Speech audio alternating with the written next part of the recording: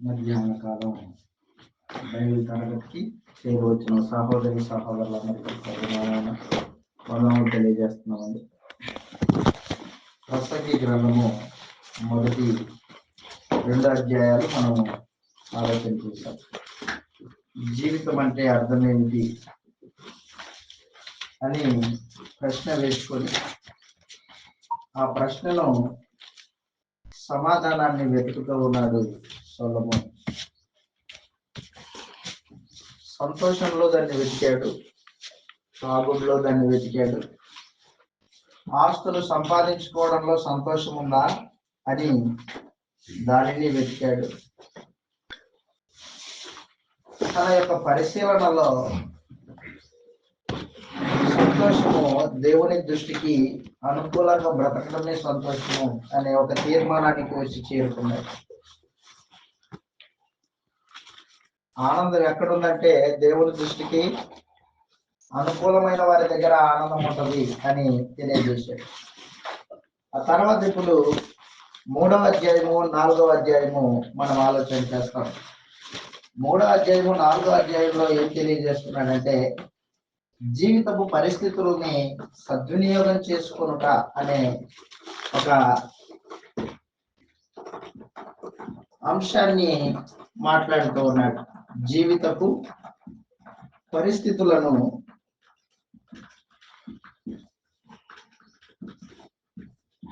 సద్వినియోగం చేసుకొనుట.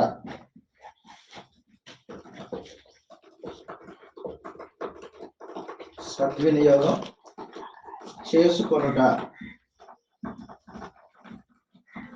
అనే అంశాన్ని మాట్లాడుతూ ఉన్నాడు. 2వ అధ్యాయము 3వ అధ్యాయంలో ఉన్న సందేశం అన్నమాట అది. జీవితపు పరిస్థితులు 3, 4 3వ అధ్యాయం 4వ అధ్యాయం. 3వ అధ్యాయంలో ఏం తెలియజేస్తున్నాడంటే కాలాలు సమయాలు తండ్రి స్వాధీనంలో ఉన్నాయి, దేవుని స్వాధీనంలో ఉన్నాయి. సమయము దేవుడు ఏర్పాటు చేస్తాడు. ప్రతిదానికి సమయం ఉంది అంటాడు సొలొమోను. ప్రతిదానికి సమయం ఉంది. ఆయా పరిస్థితులను బట్టి దేవుడే ఆ సమయాన్ని కేటాయిస్తాడు అంటాడు. ఉదాహరణకి ఆయన ఏమంటాడంటే పుట్టుటకు చచ్చుటకు సమయం ఉంది అంటాడు. నాటుటకు నాటిన దాన్ని తీసివేయడానికి సమయం ఉంది అంటాడు. చదువుతున్నాం ఒకసారి 3వ అధ్యాయము 1వ వచనం నుండి మనము ఈ లేఖన భాగాన్ని చదువుతాం. ప్రసంగి గ్రంథం 3వ అధ్యాయము 1వ వచనం నుండి సొలొమోను అక్కడ 14 సంగతుల్ని మాట్లాడాడు. 14 సంగతుల్ని మాట్లాడాడు. చదువుతాం ఒకసారి. ప్రతిదానికి సమయము కలదు, ప్రతిదానికి సమయం కలదు. ఆకాశము క్రింద ప్రతి ప్రయత్నముకు సమయము కలదు. ఆకాశము కింద ప్రతి ప్రయత్నానికి సమయం కలదు. పుట్టుటకు చచ్చుటకు, అదిగో పుట్టుటము చావటము 2 వ్యతిరేకమైన భావనలు. నాటుటకు నాటబడిన దాన్ని పెరిగివేయుటకు, చంపుటకు బాగు చేయుటకు, పడగొట్టుటకు కట్టుటకు, ఏడ్చుటకు నవ్వుటకు, దుఃఖించుటకు నాట్యమాడుటకు, రాళ్ళను పారవేయుటకు, రాళ్ళను కుప్పవేయుటకు, కౌగిలించుటకు కౌగిలించుట మానుటకు, వెతుకుటకు పోగొట్టుకున్నటకు, దాచుకొనుటకు పారవేయుటకు, చింపుటకు కుట్టుటకు, మౌనంగా ఉండడానికి, మాటలాడుటకు, ప్రేమించుటకు, ద్వేషించుటకు, యుద్ధము చేయుటకు, సమాధాన పడుటకు, కష్టపడిన వారికి తమ కష్టము వలన వచ్చిన లాభమేమి? అదనమాట 14 సంగతులు మాట్లాడాడు అనమాట. ప్రతిదానికి సమయం ఉంది. దేవుడు ఆయా పరిస్థితులకి సమయాన్ని కేటాయించాడు. నవ్వే వాతావరణం వచ్చిందా నీ జీవితంలో? నవ్వు. ఏడ్చే వాతావరణం వచ్చిందా? అయితే ఏడు. ఏ పరిస్థితుల్లో ఎలాగుండా ఉద్దేశింపబడిందో ఆ పరిస్థితుల్లో అలాగుండు. దానికి రివర్స్ ఉండొద్దు అంటాడు సొలొమోన్. ప్రతిదానికి సమయాన్ని దేవుడు ప్లాన్ ప్రకారంగా ఏర్పాటు చేశాడు. నవ్వుతున్నావంటే దానికి ఒక పరిస్థితి ఏర్పాటు చేశాడు ఆయన. ఏడుస్తున్నావా, దానికి ఒక పరిస్థితి ఉంది అంటాడు. ప్రతిదానికి సమయమును దేవుడు కేటాయించి పెట్టాడు. సమయాన్ని నువ్వు మార్చలేవు. నీ పరిస్థితుల్ని మార్చే అంత అధికారము లేదు నీకే అంటాడు సొలొమోన్. మానవుని యొక్క స్థితిగతులు దేవుడు మానవుని చేతిలో పెట్టలేదు. మరలా అంటున్నా, పుట్టుట నీ చేతిలో లేదు, నా చేతిలో లేదు. చావుట చచ్చుట నీ చేతిలో లేదు, నా చేతిలో లేదు చెప్పేశాడు. ఒకరిని ప్రేమించడం ద్వేషించడం నీ చేతిలో లేదన్నాడు. సొలొమోన్ యొక్క భావన ఆలోచన చెప్తూ ఉన్నాడు. 14 సంగతులు మాట్లాడాడు అక్కడ. మాట్లాడితే ఇంకా ఏమంటున్నాడంటే 10వ వచనం నుండి మనం చదివినప్పుడు అన్ని ప్లాన్ ప్రకారంగానే కలిసి జరుగుతున్నాయి అంటాడు. చదువుతాం 12వ వచనంలో, 3వ అధ్యాయం 12వ వచనంలో, 10వ వచనంలో. నరులు అభ్యాసం పొందవాలని, నరులు అభ్యాసం అంటే నేర్చుకోవాలని, నరులు అభ్యాసం పొందవాలని దేవుడు వారికి పెట్టి ఉన్న కష్టానుభవముడు వారికి పెట్టి ఉన్న కష్టమంతయు నేను చూచి తిని దేని కాలమునందు అది చక్కగా ఉండునట్లు సమస్తమును ఆయన నియమించి ఉన్నాడు అన్నమాట. దేని కాలమునకు అది కరెక్ట్ గా జరగాలి ఆ సమయానికి, అలాగ నియమించాడు దేవుడు. కాబట్టి దేవుడు ఏం అనుగ్రహించాడో, ఏ పరిస్థితిని నీకు అనుగ్రహించాడో దాన్ని సద్వినియోగం చేసుకో అంటాడు అన్నమాట సొలొమోన్. ఏ వాతావరణానికి, ఏ పరిస్థితికి తగ్గట్టు ఆ రీతిగా ప్రవర్తించు. దానికి వ్యతిరేకంగా ఆలోచన చేయొద్దు. ఎందుకంటే సమయము మన చేతిలో లేదు. కరెక్టే సొలొమోన్ చెప్పేది. ప్రసంగి చెప్తున్నది కరెక్టే. ఈ విషయంలో సమయం అనేది మానవుని చేతిలో లేదు. సమయములు, కాలములు ఎవరి చేతిలో ఉన్నాయి? తండ్రి స్వాధీనంలో ఉన్నాయి. మానవుని కాలగతులు దేవుని వశంలో ఉన్నాయి అంటాడు. ప్రభు ఆయన ఏసేమంటాడంటే అపోస్తలులతో మాట్లాడుతూ, ఇశ్రాయేలీలకు మరలా రాజ్యాన్ని అనుగ్రహించదవా అని అపోస్తలులు యేసు ప్రభువుని ప్రశ్నించారు. ఆయన తిరిగి లేపబడిన తర్వాత 40 దినాల పాటు యేసు ప్రభు శిష్యులకు అగుపించాడు.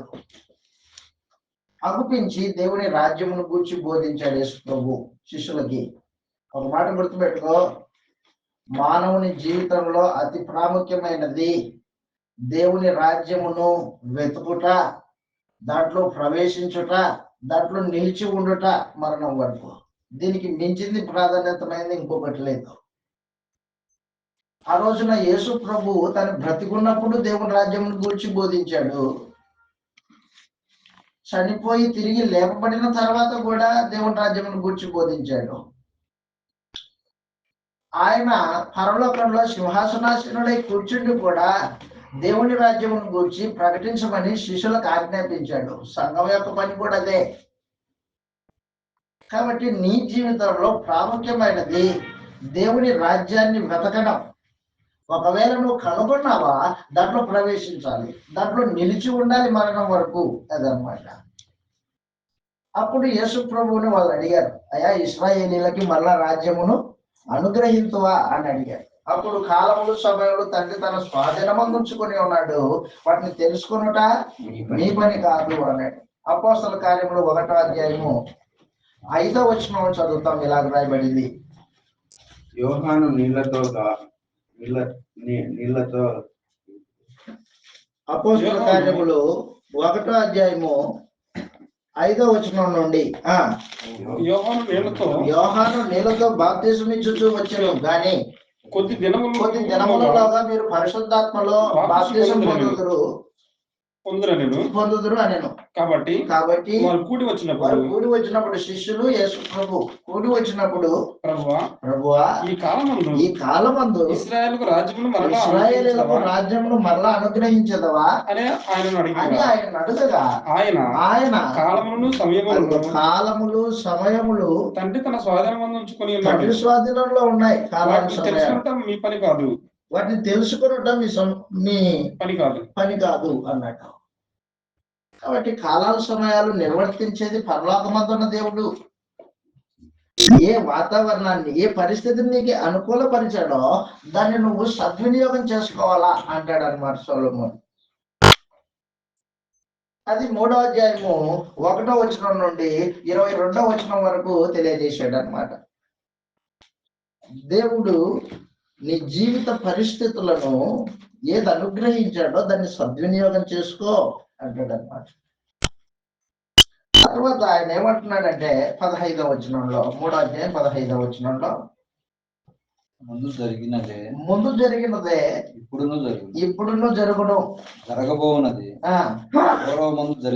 పూర్వమందు జరిగినదే జరిగిపోయిన దాన్ని దేవుడు మరలా రప్పించును. క్షమించండి, 14వ వచనంలో దేవుడు చేయు పనులన్నీ, అదిగో చెప్తున్నాడు, దేవుడు చేయు పనులన్నీ శాశ్వతములని నేను తెలుసుకుంటుని, దానికి ఏది చేర్చకూడదు, దాని నుండి ఏది తీయబడదు.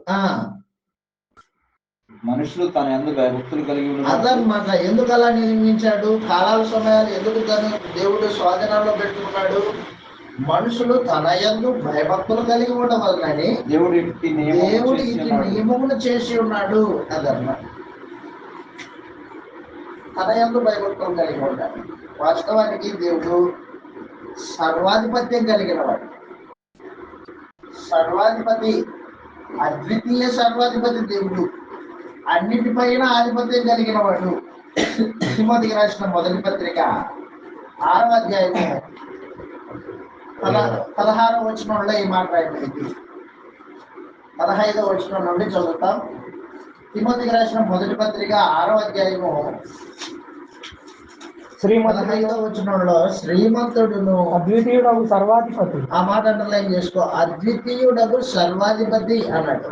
సర్వాధిపత్యంలో దేవుడు అద్వితీయుడు. సర్వాధిపత్యానికి ఆయన ఒక్కడే సొంతగాడు అని అర్థం. ఆయనకి ఎవరైనా అధికారం ఇచ్చేది కాదు, ఆయనే ఎవరికైనా అధికారం ఇస్తాడు. సొంతైన అధికారం కలిగిన వాడు, సృష్టి మీద, మానవ జాతి మీద, కాలాలు సమయాల మీద సర్వాధిపత్యం కలిగిన వాడు అన్నమాట దేవుడు. అద్వితీయుడు, తనకు తానే సాటి అయిన వాడు. కాబట్టి జీవితపు పరిస్థితులను సద్వినియోగం చేసుకో అంటాడు అన్నమాట సొలొమోను. దేవుడి నియమాన్ని గుర్తించు అంటాడు. ఆ తర్వాత 4వ అధ్యాయానికి మనం వెళ్తాం. 4వ అధ్యాయంలో ఆయన ఏం చెప్తున్నాడంటే, నిజమైన ఆనందము మానవుడు రూపించేది కాదు అంటాడు. నిజమైన ఆనందము మానవుడు రూపించేది కాదు.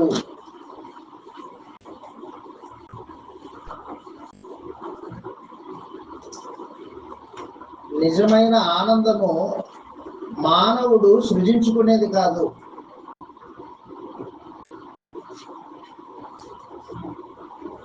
మానవుడు రూపించుకునేది కాదు. నీ జీవితానికి ఏది ఆనందం నువ్వు చెప్పలేవు, అది నువ్వు నిర్ణయించుకునేది కూడా కాదు.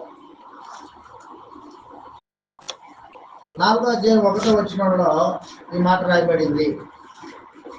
ప్రసంగి గ్రంథం 4వ అధ్యాయం 1వ వచనం నుండి ఇలాగ తెలియజేస్తూ ఉన్నాడు సొలొమోను. పిమ్మట సూర్యుని కింద జరుగు వివిధమైన అన్యాయ క్రియలను, సూర్యుని కింద జరుగు వివిధ అన్యాయపు కార్యక్రమాలు, క్రియలను గురించి నేను యోచించి తిని, బాధింపబడువారు ఆదరించు దిక్కులేక కన్నీళ్లు విడుచుదురు. వారిని బాధ పెట్టువారు బలవంతులు కనుక ఆదరించు వాడెవడను లేకపోవడం. కాబట్టి ఇంకను బ్రతుకుతున్న వారి కంటే ఇంతకు ముందు కాలం చెల్లిన వారే ధన్యులను కొట్టిని. ఇంకా పుట్టని వారు సూర్యుని కింద జరుగు అన్యాయపు పనులు చూచి ఉండని హేతువు చేత ఈ ఉభయుల కంటేను వారే ధన్యులు అనుకుంటుని. ఏమంటున్నాడంటే సొలొమోను, ఒకడు ఏ ఆలోచన లేకోకుండా ఆనందం కొరకు ఆలోచన చేస్తున్నాడు, ఆనందపడాలి. అయితే నువ్వు నీతిగా బతుకుతున్నావు, ఆనందం కొరకు ఆలోచన చేస్తున్నావు. అయితే నీ అధికారులు నీ మీద పెత్తనం చేస్తారు. నీ అధికారులు అన్యాయం చేత నిన్ను అనుస్తారు అని చెప్పేసాడు. ఆ తర్వాత అన్నాడు, ఇప్పుడు ఏమంటున్నాడంటే 4వ వచనంలో, మరియు కష్టమంతయు నేర్పుతో కూడిన పనులన్నీ నరులకు రోష కారణములన్నీ నాకు కనబడేది. ఇది వ్యర్థముగా ఒకడు గాలిని పట్టుకున్నట్టుగా చేయి ప్రయత్నం వలె ఉన్నది. బుద్ధిహీనుడు చేతులు ముడుచుకొని తన మాంసమును భక్షించును. శ్రమయు గాలికైన యత్నములు 2 చేతుల నిండా ఉండుట కంటే ఒక చేతి నిండా నెమ్మది కలిగి ఉండటం మేలు అన్నాడు. ఏమంటున్నాడు సొలొమోను, ఒక ఆయన కష్టపడుతున్నాడు, నెమ్మది లేదు, 2 చేతుల కష్టమేనంట. అయ్యో అంటున్నాడు సొలొమోను. ఒక చేతితో కష్టం ఉంటే ఇంకో చేతితో నెమ్మది ఉండని అంటున్నాడు. జీవితానికి నెమ్మది ఉండాలా? కొత్త కష్టమే కదా.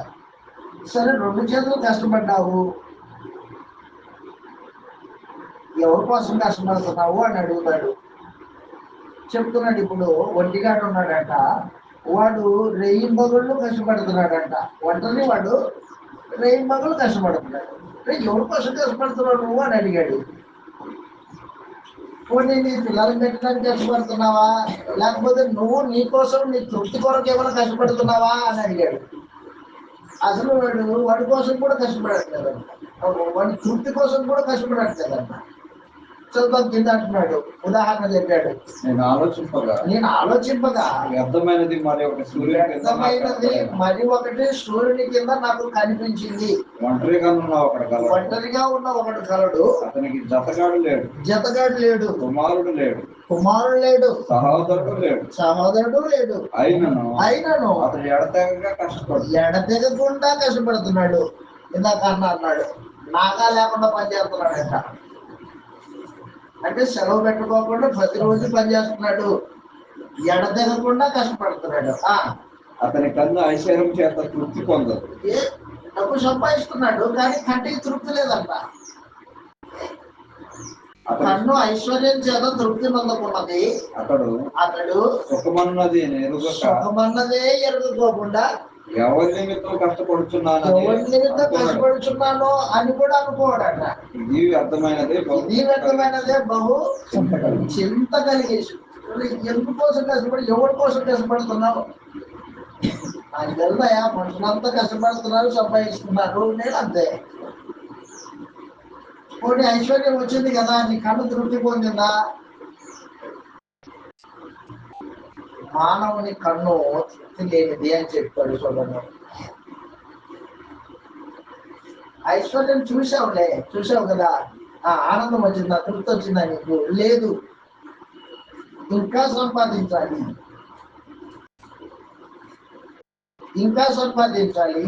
సంపాదించాలనే ఆలోచన తప్ప తృప్తి పొందేది. తన కష్టార్జితం రేపు పొద్దున ఎవరికి పెట్టిపోతాను నేను? పోనీ నా తోటి వాళ్ళు ఎవరైనా ఉన్నారా? స్నేహితుడు ఉన్నాడా? బంధువులు ఉన్నారా? ఇంటి వాళ్ళు ఉన్నారా? ఎవరైనా ఉంటాడు. సాటి అయిన సహాయం కూడా లేదు. అన్నమాట గాలికై ప్రయాసపడుతున్నాడు అంటాడు అన్నమాట. దేవుడిచ్చిన జీవిత కాలాన్ని నీవు నిజమైన ఆనందం కోసం తపత్రయపడితే అది వచ్చేది కాదని.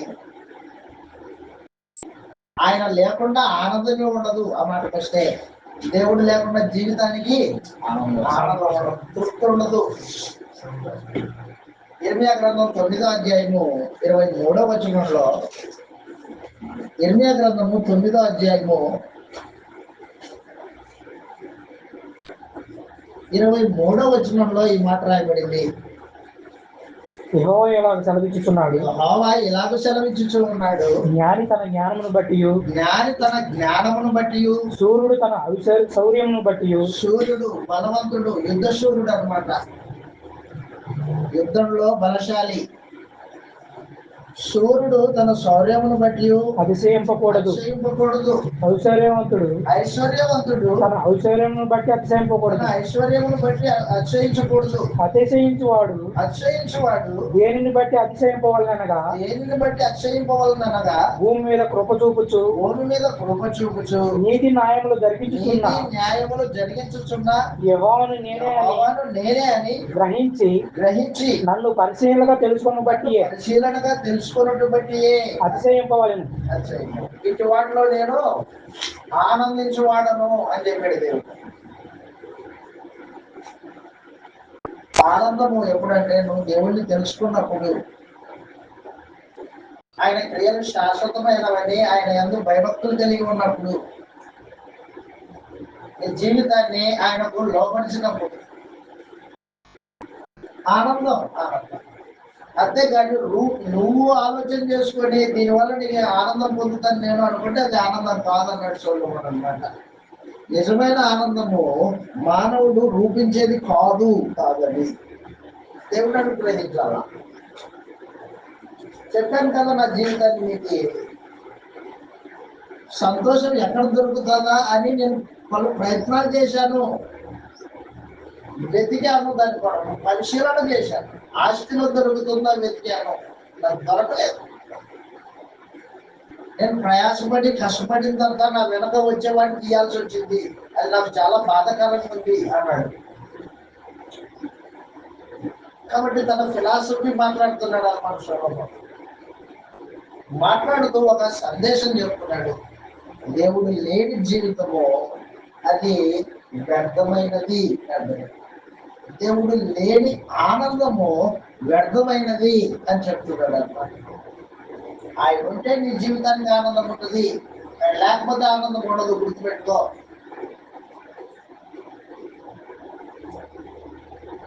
అని చెప్పిన తర్వాత ఇప్పుడేమంటున్నాడంటే, ఒంటిగాని గురించి చెప్పాడు కదా, వాడు కష్టపడుతున్నాడు, వాడికి ఏమి ఇది లేదని. ఇప్పుడు ఏమంటున్నాడంటే, నీకు ఎవరైనా తోడు పెట్టుకో అంటున్నాడు. తోడు ఉండని నీకు. చదువు కింద వచనంలో 4వ అధ్యాయము 9వ వచనంలో, ఇద్దరి కష్టం చేత ఉభయములకు అన్నమాట. ఇద్దరు కష్టపడితే మంచి ఫలితం ఉంటుంది. ఏదైనా తోటలో దేవుడు ఆదామును సృజించిన తర్వాత సాటైన సహాయాన్ని దేవుడు కలగజేశాడు. నరుడు ఒంటరిగా ఉండటం మంచిది కాదు అన్నాడు అనమాట. దేవుడి అంతా ఏర్పాటు అది. ఇప్పుడు సొలొమోను అంటున్నాడు, ఇద్దరు కష్టం వలన ఉభయులకి మేలు జరుగును అన్నాడు. ఒంటిగాడే ఉండుట అంటే ఇద్దరు కూడి ఉండటం మేలు. వారు పడిపోయినాను, ఒకడు పడిపోయాడు, ఇంకొకడు లేపుతాడు. అయితే ఒంటిగాడు పడిపోతే వాడికి శ్రమ కలుగుతుంది, లేవనెత్తువాడు లేకపోవును. ఇద్దరు కలిసి పండుకొని ఎడల వెట్ట కలుగును. ఒంటరిగానికి వెట్ట ఎలా పుడుతుంది? ఒకరి మీద మరొకడు పడితే ఇద్దరు కూడి వాడిని ఎదిరించగలరు. 3 పేటల త్రాడు త్వరగా తెగిపోదు కదా చెప్తూ ఉన్నాడు.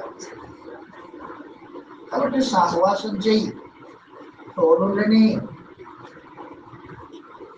అదొక ఏర్పాటు అది అని చెప్పేసాడు అనమాట. కాబట్టి ఆనందం అనేది ఒంటరిగా ఉంటే వచ్చేది కాదండి, సహవాసం ఉండాలి, వాటి వారితో సహవాసం ఉండాలి. ఆ తర్వాత ఏం మాట్లాడుతున్నాడంటే సొలొమోను నేరుగా ఇప్పుడు 13వ వచనంలో, మూఢత్వం చేత బుద్ధి మాటలకి చెవి ఎగ్గలేని ముసలి రాజు కంటే పేదవాడైన జ్ఞాని గొప్పవాడు అన్నాడు. 2 సంగతులు తెలియజేశాడు. ఒకటి, మూఢత్వం కలిగిన రాజు, మూఢుడు. మూఢుడు అంటే ఎవరు? మూఢుడిని ఇంగ్లీష్ లో ఏమంటారు? స్టూపిడ్ అంటారు. ఇంగ్లీష్ లో ఏమంటారు? స్టూపిడ్. అంటే వాడు సత్యం ఎరిగిన సత్యాన్ని జరిగించుకోకుండా ఉంటాడు అనమాట. వాడు మూఢుడు. సత్యం తెలుసు కానీ సత్యాన్ని జరిగించు, మూఢత్వం కలిగిన వాడు అంటాడు. అక్కడ సొలొమోను ఇప్పుడు ఒక ముసలి రాజు మూఢుడై ఉన్నాడు అన్నాడు, ఒక యవనస్తుడు జ్ఞానం కలిగిన వాడై ఉన్నాడు. చదువుతాం. అక్కడ అంటున్నాడు 13వ వచనంలో, మూఢత్వం చేత మాటలకి చెవియగ్గలేని ముసలి రాజు కంటే పేదవాడైన జ్ఞానవంతుడు చిన్నవాడే శ్రేష్ఠుడు. అటువాడు తన దేశమందు పేదవాడుగా పుట్టినను పట్టాభిషేకం బయలువెళ్ళు. సూర్యుని కింద సంచరించు సజీవులందరూ గతించిన రాజునకు బదులుగా రాజైన ఆ చిన్నవాని పక్షమున నొందురని నేను తెలుసుకుంటున్నాను. అతని ఆధిపత్యం క్రింద జనులను లెక్కలేదు. అయినను తర్వాత రాబోవారు వీని అందు ఇష్టపడరు. నిజముగా ఇది అర్థం. ముసలి మూఢరాజు ఉన్నాడు ఒక కథలో. అతడు బీదవాడి జ్ఞానాన్ని పట్టించుకోగా కాలం చెల్లిపోయాడు. ఆ తర్వాత జనులు ఆ బీదవాడిని రాజుగా చేసుకున్నారు. బీదవాడు రాజు అయ్యాడు ఇప్పుడు, జ్ఞాని. అయితే ఈ బీదవాడు రాజు అయిన ఈ జ్ఞాని ఇతడు కూడా కాలం చెల్లిపోయాడు. రాబోయేవాడు ఇతన్ని గొప్పగా చూస్తాడా? చూడడు అంటున్నాడు అనమాట. కాబట్టి ఏ పరిస్థితుల్లో, ఏ వాతావరణంలో ఏముందో దాన్ని సద్వినియోగం చేసుకో, అది అన్నమాట. జీవిత పరిస్థితుల్ని సద్వినియోగం చేసుకో, అంతేగాని భవిష్యత్తు గురించి ఆలోచన చేయొద్దు. నీ చేతిలో లేదది, నీ చేతిలో లేదు. ఇదిగో దీన్ని సంపాదిస్తున్నా, రేపొద్దున నా పిల్లలకు ఉంటుంది, ఫలాదానికి ఉంటుంది, ఆలోచన చేయొద్దు. రేపటి దినం నువ్వు ఉండవు అనుమానం. నువ్వు సంపాదించింది పక్కన పెట్టు, నువ్వు ఉండవు ఆ మాట పెడితే. సమయములు కాలములు దేవుడు స్వాధీనంలో ఉంచుకొని దాని పరిస్థితులను బట్టి ఆయా కాలాలని జరిగిస్తున్నాడు. నువ్వు సద్వినియోగం చేసుకోవాలి, అంతేగాని దాన్ని మార్చడానికి నిచ్చాడు. సొలొమోను యొక్క ఫిలాసఫీ అన్నమాట. అయితే కొత్త నిబంధన ఏం జరిగింది తెలుసుకున్నాం. కొత్త నిబంధన ఏమంటుందంటే, ఎప్పుడైతే క్రీస్తు యేసునందు విశ్వాసం ఉంచావో, దేవుని ఇంటిలో చేర్చబడ్డావో, అప్పుడు నీ కొరకు, నీ మేలు కొరకు దేవుడు సమయాన్ని మార్చుతాడు అంటాడు. రోమీయులకు రాసిన పత్రిక 8వ అధ్యాయము 28వ వచనంలో ఈ మాట రాయబడింది. రోమీయులకు రాసిన పత్రిక 8వ అధ్యాయము 28వ వచనంలో, దేవుడిని ప్రేమించేవారు, ఎవరికి? దేవుడిని ప్రేమించే వారికి, అనగా ఆయన సంకల్పం చొప్పున పిలువబడిన వారికి మేలు కలుగుటకై సమస్తము సమకూడి జరిగిస్తున్నాడని ఎరుగుదుము. సమస్తాన్ని సమకూడి జరిగిస్తున్నాడు. ఉదాహరణకి రాబోయే కరువు యాకోబుకి తెలియదు, యాకోబు యొక్క అన్నదమ్ములకు తెలియదు. పితరుల కాలంలో దేవునికి తెలుసు. కాబట్టి దేవుడు ఏం చేశాడంటే, యాకోబు యొక్క కుటుంబాన్ని కరువులో కాపాడుకున్న నిమిత్తము యోసేపుని ఐగుప్తు దేశానికి పంపించాడు ముందుగానే. యోసేపు ఐగుప్తు దేశంలోకి వెళ్ళిన తర్వాత 2 సంవత్సరాల పాటు అంతకు ముందు దాసుడిగా పనిచేశాడు. ఆ తర్వాత చేయని నేరానికి దోషిగా చెరసాలకు వెళ్ళాడు. చెరసాలలో 2 సంవత్సరాలు ఉన్నాడు. ఆ తర్వాత రాజు కాలం వచ్చింది, ఫరో చక్రవర్తి కాలం వచ్చింది. ఆ కళ భావం చెప్పే ఎవడు లేడు. చెరసాల్లో నుండి బీదవాడైన జ్ఞాని ఎవరు? యోసేపు నేరుగా రాజు సమకానికి తీసుకెళ్ళాడు. రాజు తన జ్ఞానాన్ని చూచి యోసేపుని ఆర్థిక మంత్రిగా చేశాడు. ఎందుకు చేశాడు? ఇదంతా జరిగిస్తుంది ఎవరు? పరమందున దేవుడు. ఎందుకు జరిగిస్తున్నాడు? తనను ప్రేమించే వారికి సమస్తము సమకూడి జరిగిస్తున్నాడు. యాకోబు కుటుంబానికి భోజనాలు పెట్టడానికి, కరువులో కాపాడడానికి ఉద్దేశించాడు దేవుడు. ఆదికాండము 42వ అధ్యాయం.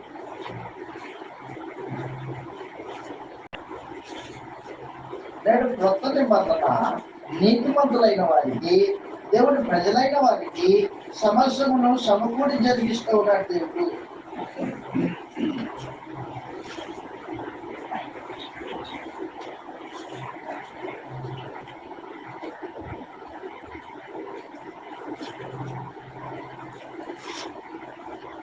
నలభై 45వ అధ్యాయం, క్షమించండి, 45వ అధ్యాయం 5వ వచనంలో, ఆదికాండము 45:5.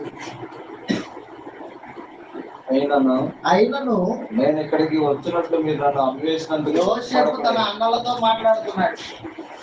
నేను ఇక్కడికి వచ్చినట్లు మీరు నన్ను అమ్మివేసినందుకు దుఃఖపడకండి. అది మీకు సంతాపము పుట్టింపనీయకుడి. ప్రాణ రక్షణ కొరకు దేవుడు ముందుగానే నన్ను ఇక్కడికి అన్నలు 13 యోసేపు మీద అమ్మేస్తే పరమందున దేవుడు ఇశ్రాయేలుని, అంటే యాకోబు కుటుంబకుల్ని కరువులో కాపాడడానికి, ప్రాణ రక్షణ కొరకే పంపించాడట. దేవుడు పంపించాడట. ఆ రోజున పితరుల కాలంలో యాకోబును సంరక్షించడానికి, పోషించడానికి యోసేపును ముందుగా పంపించినట్టు ఈ రోజున దేవుడిని ప్రేమించే వారికి, అనగా ఆయన సంకల్పం ఎరిగి ఆ సంకల్పం ప్రకారంగా దేవుడి దగ్గరికి వచ్చిన వారికి సమస్తము సమకూడి జరిగిస్తున్నాడు.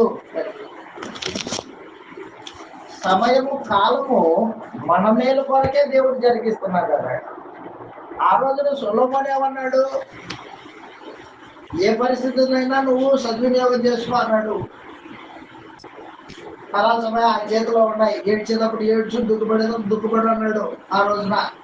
కానీ ప్రభు అయిన యేసు క్రొత్త నిబంధనలో దేవుడి సంకల్పం ప్రకారంగా పిలువబడిన వారికి ఉద్దేశించేయమంటున్నాడంటే సమస్తము సమకూడి జరుగుతుంది, మీకోసమే, మీ మేలు కోసమే జరుగుతుంది అని చెప్పేసి. ఇంకో విచిత్రమైన సంగతి చెప్పనా, క్రైస్తవుడిగా సంఘముగా నువ్వు కూడి ప్రార్థన చేస్తే సమయాలు, కాలాలు మార్చే శక్తి నీ ప్రార్థనకు ఉంది. పరమందున దేవుడు నీతిమంతుల యొక్క మొరను ఆలకించి సమయాల్ని, కాలాల్ని మారుస్తాడు. దేవుని ఆలోచనను మార్చే శక్తి నీ ప్రార్థనకు ఉంది అని చెప్తాడు.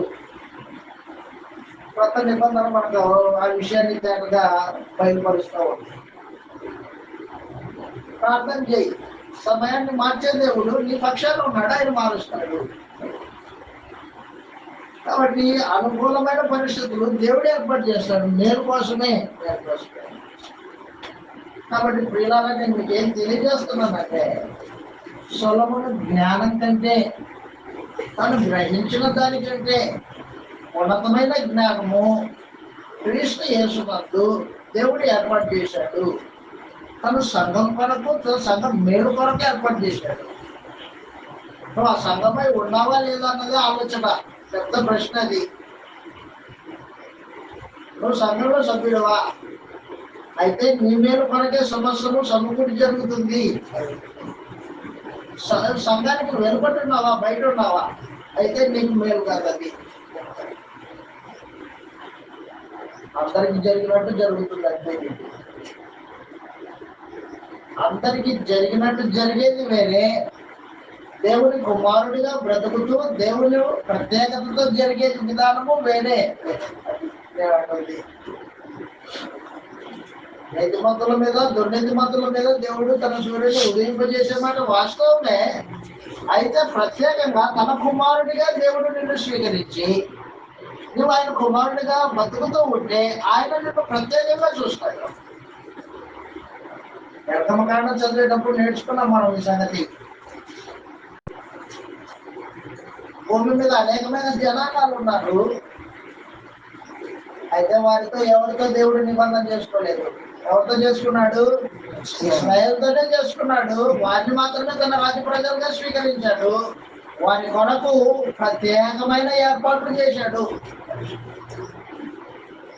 ఎవడే ఆరిన నేల మీద నడవడానికి వీల్లేదు, నా జనాంగం నడుస్తుంది అన్నాడు. ఆకాశపు మన్నా ఎవడే తినలేదు, నా ప్రజలు తింటాడు.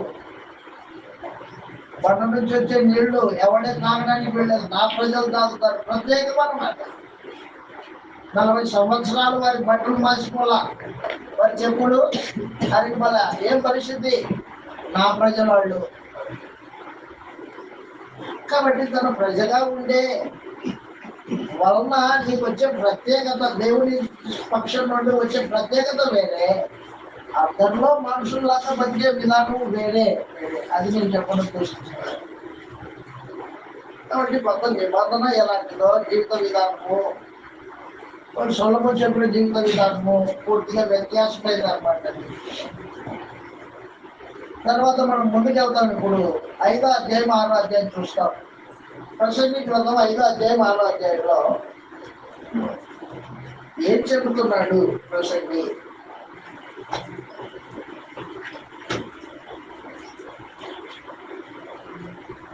సంతృప్తి గ్యారెంటీ లేదు అంటాడు. సొలొమోను ప్రసంగి గ్రంథము 5వ అధ్యాయం 6వ అధ్యాయంలో సంతృప్తి గ్యారెంటీ లేదు.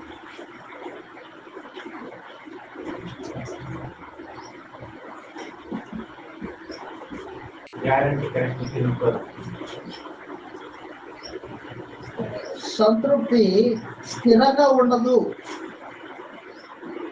స్థిరంగా ఉండదు. సరే, ఇప్పుడు డబ్బు సంపాదించావు, డబ్బు ఉంది, రేపు కూడా అదే డబ్బు నీ చేతిలో ఉండదని గ్యారెంటీ ఉందా?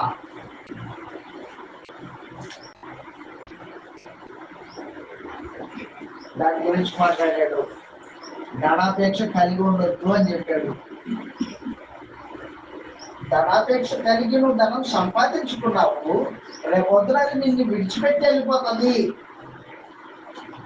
సరే, డబ్బు కూడబెట్టుకున్నావు, రోజు దాని దగ్గర కూర్చొని చూస్తూనే ఉన్నావు, నీ కన్నుకు తృప్తి ఉందా?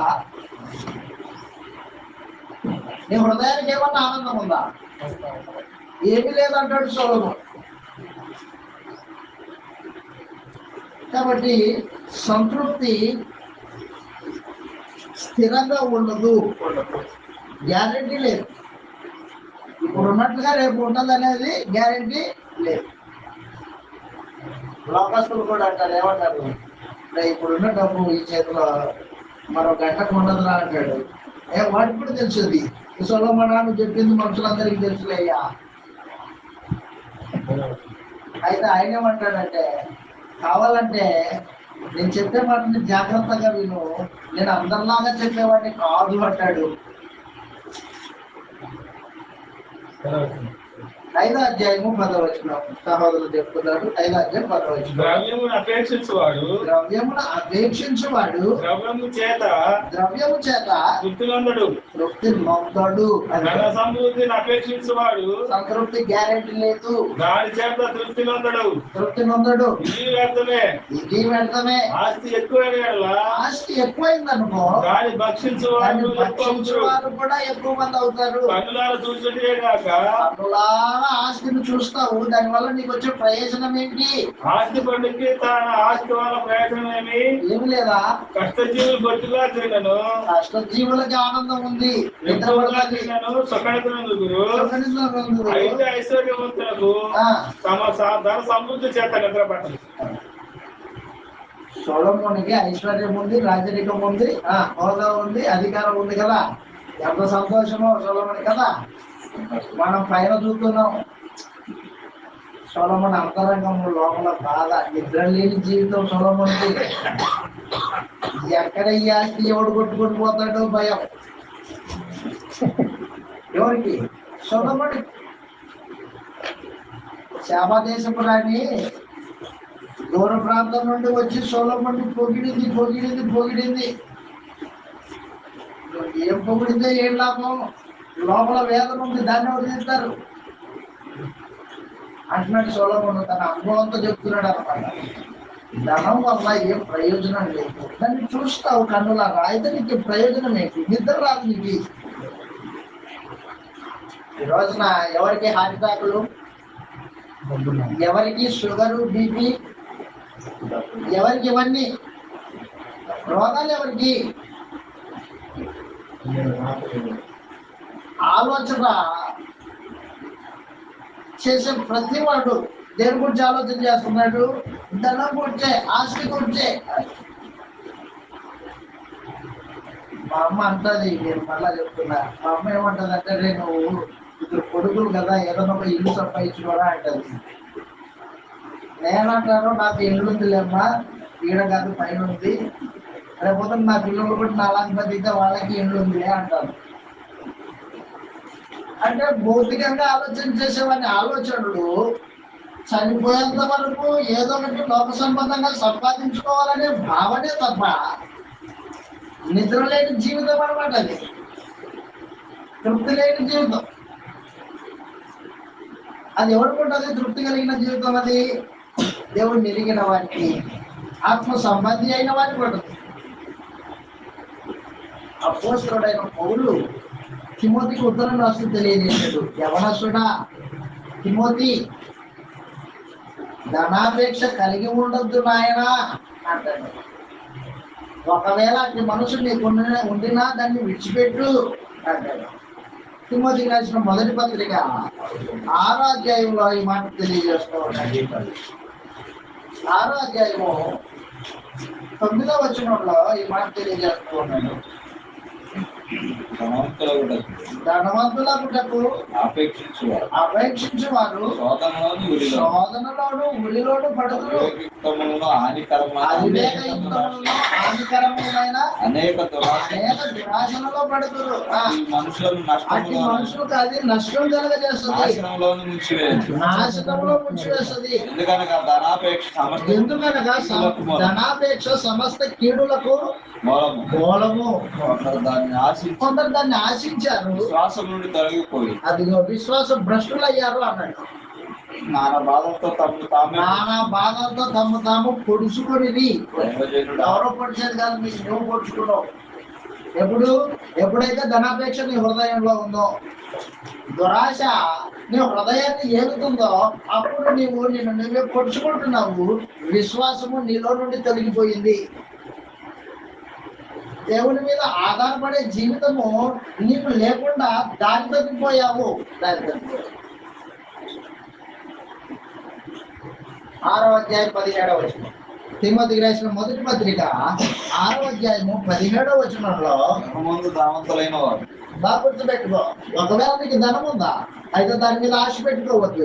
గర్విష్ఠులు కాక, ఇహమందు ధనవంతులైన వారు గర్విష్ఠులు కాక, అస్థిరమైన ధనం, అది అస్థిరమైంది, స్థిరంగా ఉండేది కాదు. అది అస్థిరమైన ధనమునందు నమ్మిక ఉంచక సుఖముగా అనుభవించుటకు సమస్తమును మనకు ధారాళముగా దయచేయి దేవుని యందే నమ్మిక ఉంచుటని ఆజ్ఞాపించు. తిమోతి, సంఘంలో ఉన్న ధనవంతులైన వారికి ఈ సందేశమే,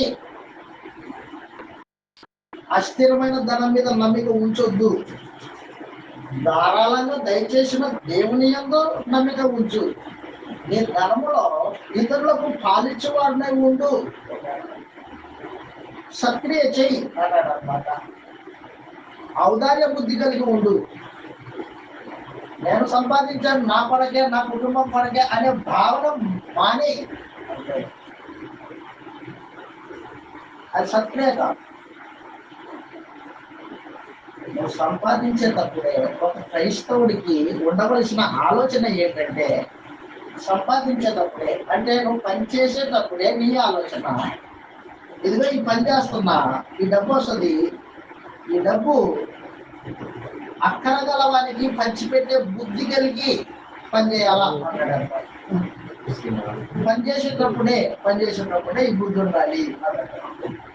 ఎఫ్ఎస్సి 4వ అధ్యాయంలో క్రైస్తవుని యొక్క మనస్సు దేవుడి మీద ఆధారపడి వాడి జీవితం మీద. ఎఫ్ఎస్సీలకు రాసిన పత్రిక 4వ అధ్యాయము అపవాదికి చోటియకుడి అని చెబుతూ దొంగిన వాటి ఇక మీదకు దొంగిలక సత్క్రియ చేయి అక్కర గలవానికి పంచిపెట్టుటకు వీలు కలుగు నిమిత్తము. ఎఫ్ఎస్సీ పత్రిక 4వ అధ్యాయము 27 నుంచి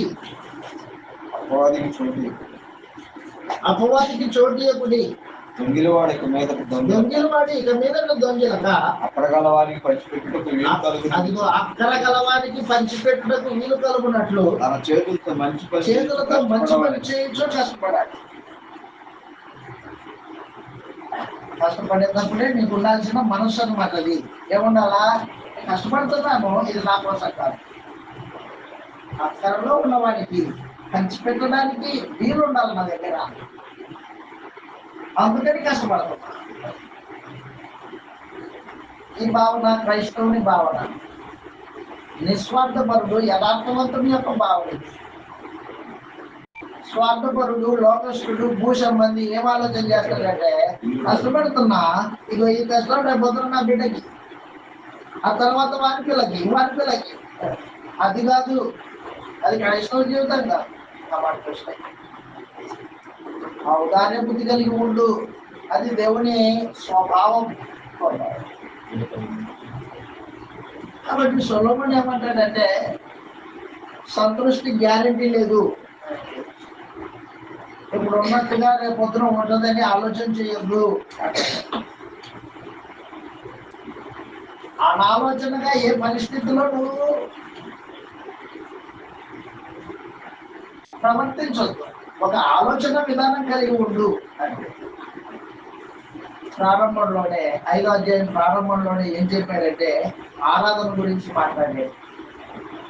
సంపూర్ణమైన హృదయంతో దేవుడిని ఆరాధన చేయి, ఆయన సన్నిధిలో భయం కలిగి ప్రవర్తించు.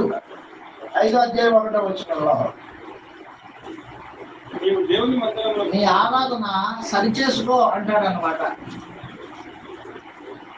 నీవు దేవుని మందిరంలోకి పోయినప్పుడు నీ ప్రవర్తనలో జాగ్రత్తగా చూసుకో.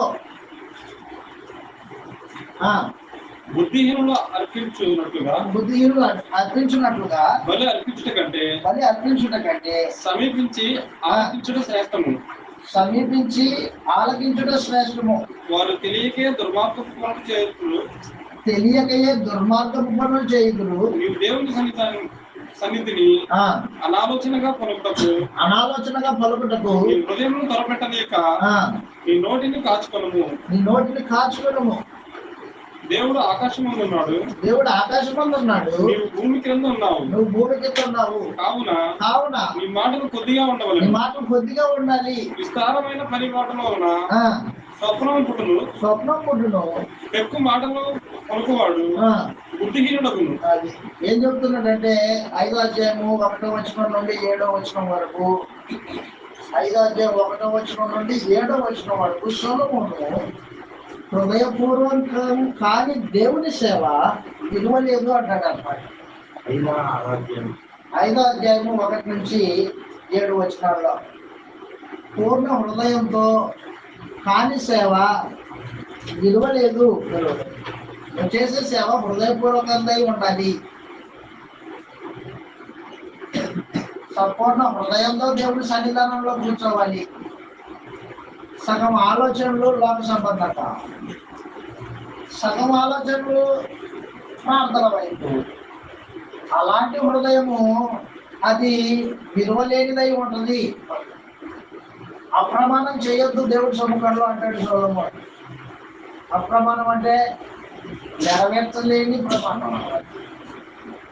చేత కాదు, అది నెరవేర్చలేవు, కానీ ప్రమాణం చేసుకుంటావు. నోరు మళ్ళిస్తూ ఉంటది నాలుగుతో. అలాంటిది పనికిరాదు. ఏదైనా నువ్వు చేయగలిగితేనే దేవునికి ప్రమాణం చేయి, లేకపోతే చేయద్దు. మౌనంగా ఉండడమే మంచిది. కాబట్టి అప్రమాణికము దేవునికి అంగీకారం కాదు. ఆ తర్వాత సొలొమోను ఏమంటాడంటే, మనం ఇందాక మాట్లాడుకున్నాం కదా, ధనం గురించి మాట్లాడాడు. ఆ తర్వాత తాను వాంఛలను వెతకడము మనల్ని తృప్తిపరచదు అంటాడు. వాంఛలు తీర్చుకున్న ప్రయత్నము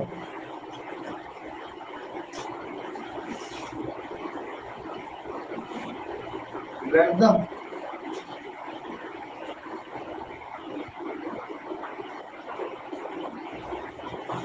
వాంఛలంటే కోరిక. ప్రసంగి గ్రంథము 6వ అధ్యాయం 7వ వచనంలో, 6వ అధ్యాయం 7వ వచనం, మనుషుల ప్రయాసమంతయు వారి నోటికే కదా, అయినను వారి మనసు సంతృష్టి నందదు. అదిగో, అయినను వారి మనస్సు సంతృష్టి నందదు. బుద్ధిహీనుల కంటే జ్ఞానుల విశేషమేమి? సజీవుల ఎదుట బతక నేర్చిన పేదవారికి కలిగిన విశేషమేమి? సజీవుల ఎదుట బతక నేర్చిన పేదవారికి గల విశేషమేమి? మనస్సు అడియాసలు కలిగి తిరుగులాడుట కన్నా ఎదుటిన్న దాన్ని అనుభవించడం మేలు. అది ఎదుటినున్న దాన్ని అనుభవించడం మేలు. అది కూడా పెడుతున్నాయి. గాలికి ప్రయాసపడిన అడియాసలతో ఉన్నదాన్ని అనుభవించు, లేని దానికోసం పరిగెత్తొద్దు. లేదు, ఒక ఆయన ఒక బిజినెస్ ప్లాన్ అంటది. బిజినెస్ ప్లాన్, ఇదిగో నువ్వు ఈ పని చేయి, ఇంకో 5 మందితో ఆ పని చేయించు, ఆ తర్వాత నీకు ఇంత డబ్బు వస్తుంది, ఇంత నీకు ఇది వస్తుంది. ప్లాన్ అనమాట. గాల్లో మేడలు కడుతుంటాడు, ఆ మేడ మీద మనల్ని కూర్చుండబెడతాడు. అక్కడ గాల్లో మేడ, అది నిలబడేది కాదు అది. కానీ మనం ఏం చేస్తామంటే ఆశపడతాం, దురాశ. అలాంటి వద్దు, అడియాసంలోకి కూరుకొని పోవద్దు. నీ కళ్ళెదుతో ఉన్నదాన్ని అనుభవించు అంటాడు మనుషులు. దేవుడు లేని వారి జీవితము అడియాసలతో నింపబడుతుంది. జీవితంలో దేవుడు లేడు, నీ ఆశ నెరవేర్చబడేది కాదు. దేవుడు కలిగిన జీవితం అయితే నీవు ఆశించేది దేవునికి ఇష్టమైతే అది జరుగుతుంది, లేకపోతే. కాబట్టి సొలొమోను సంతృష్టి గ్యారంటీ లేదు అంటాడు. స్థిరంగా ఉండదు. ఈ 5, 6 అధ్యాయాల్లో తేటగా తెలియజేశాడు ఆయన. చివరిగా ఏమంటాడంటే 6వ అధ్యాయం 10వ వచనంలో, ముందుగా బహుకాలం క్రితమే తెలియబడి ఆయా మనుషులు ఎట్టువారగుదురో తమకంట బలవంతులైన వానితో వారు యజమాడజాలరు. పలుకబడిన మాటలు నిరర్థకమైన మాటలు చాలా ఉన్నాయి. వాటి వల్ల నరుకేమి లాభము?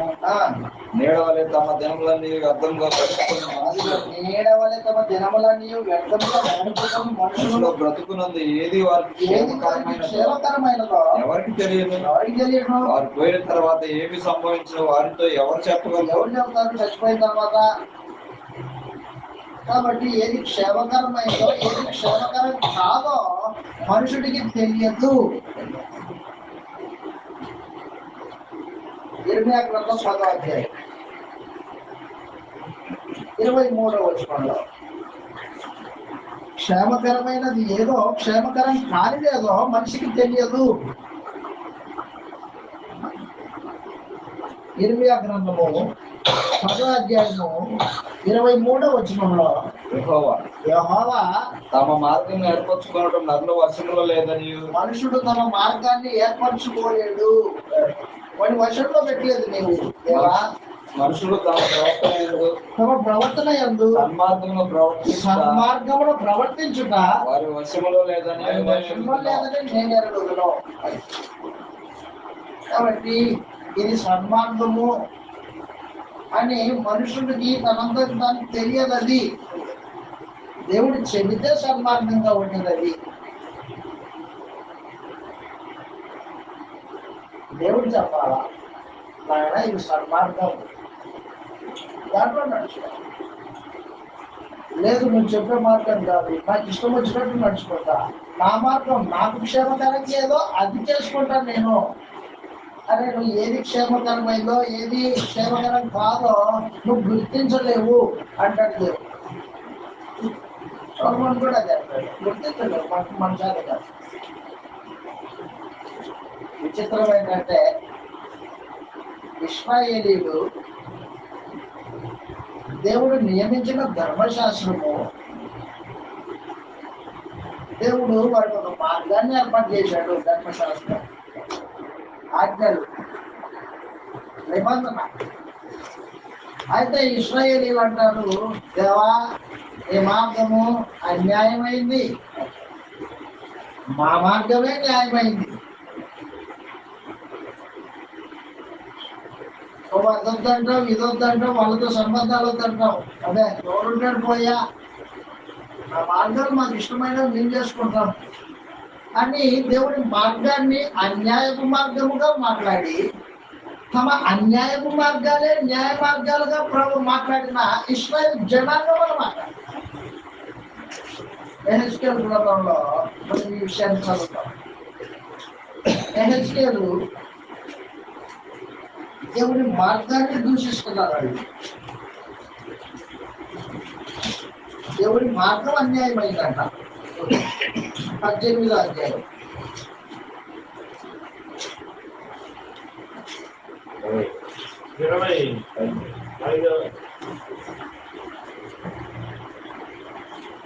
25వ వచనంలో, అయితే యెహోవా మార్గం న్యాయం కాదని మీరు చెప్తున్నారు. యెహెజ్కేలు గ్రంథము 18వ అధ్యాయము 25వ వచనంలో, అయితే యెహోవా మార్గము న్యాయం కాదని మీరు చెప్పుచున్నారు.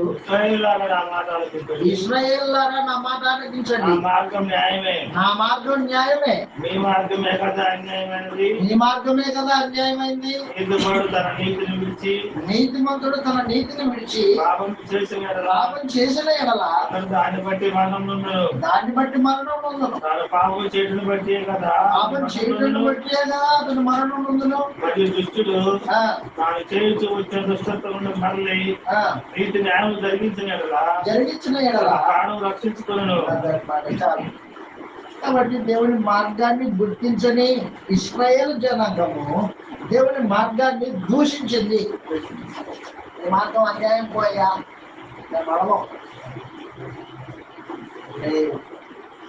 నా మార్గము అన్యాయమైతే ఈ మార్గము ఏది క్షేమకరమైందో మీరు తెలుసుకోలేదు, మీరు ఏర్పాటు చేసుకోలేదు. గుర్తుపెట్టుకో, నువ్వు ఎప్పుడైతే దేవుని మార్గాన్ని చూడలేకపోకుండా దేవుని మార్గాన్ని అన్యాయంగా ఎంచుతావో అప్పుడు నువ్వు గుడ్డివాడివి.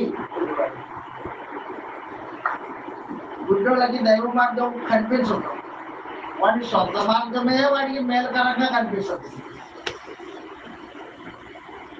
సామెతలు 16వ అధ్యాయము 25వ వచనంలో సొలొమోను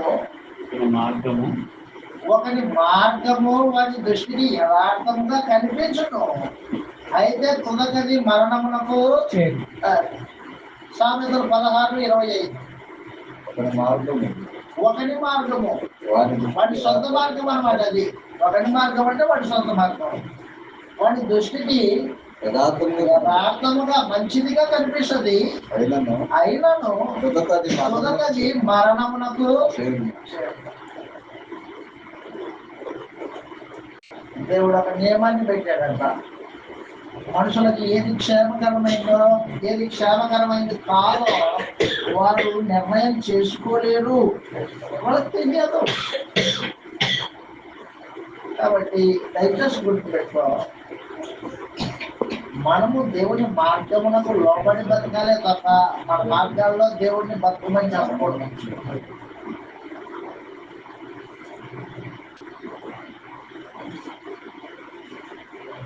కాబట్టి సొలొమోను ఏం మాట్లాడుతున్నాడంటే 5-6 అధ్యాయాల్లో సంతృష్టి గ్యారెంటీ లేదు. ఏ మార్గాల్లో సంతృష్టి దొరకదు, దేవుని మార్గాల్లో ఆనందం ఉంటుంది. మొదటిగా ఆయన వెతుకు ఆనందం వస్తుంది. ఆయన్ని పరిశీలనగా తెలుసుకున్నట్టు బట్టి ఆనందించే దేవుడు ఆయన. దేవుడి దృష్టికి ఏం జరిగిస్తున్నావో దాన్ని బట్టి నీ హృదయం కూడా ఆనందపడుతుంది. ధనాపేక్ష విడిచిపెట్టు,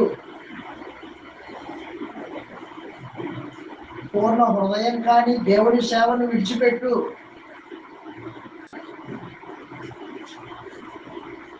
అంత మాత్రమే కాకుండా ఆయన మార్గంలో ప్రవేశించి ఆయన కోరుకున్నది జరిగించు. ఆయన మీద ఆధారపడు, సంతృప్తి దొరుకుతుంది.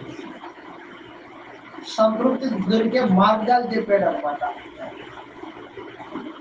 ఏంటి నెమ్మది ఎక్కడి నుంచి వస్తుంది నీకు? నెమ్మది దొరికే దారి ఏంటో తెలుసునా? నీ హృదయంలో ధనాపేక్ష లేకపోతే నెమ్మది ఉంటుంది.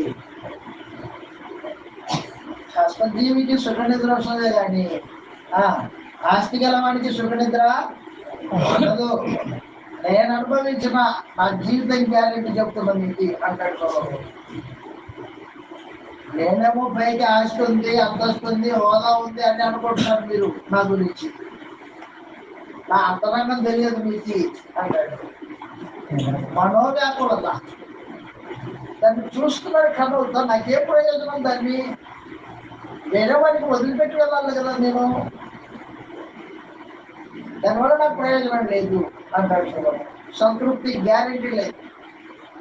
అది దొరికే స్థలము దేవుని యందు భయభక్తులు. ఆయన దృష్టికి ఇష్టకరంగా నడుచుకున్నప్పుడు అప్పుడు ఆయన మార్గాలు నీకు తెలుస్తాయి. మార్గంలో నిల్చుండు అని చెప్పాడు. అసలు బ్రేక్ తీసుకుందాం, మళ్ళీ వచ్చి సంగతులు ఆలోచన చేస్తాం. మిగతా 7వ అధ్యాయం నుండి 12వ అధ్యాయం వరకు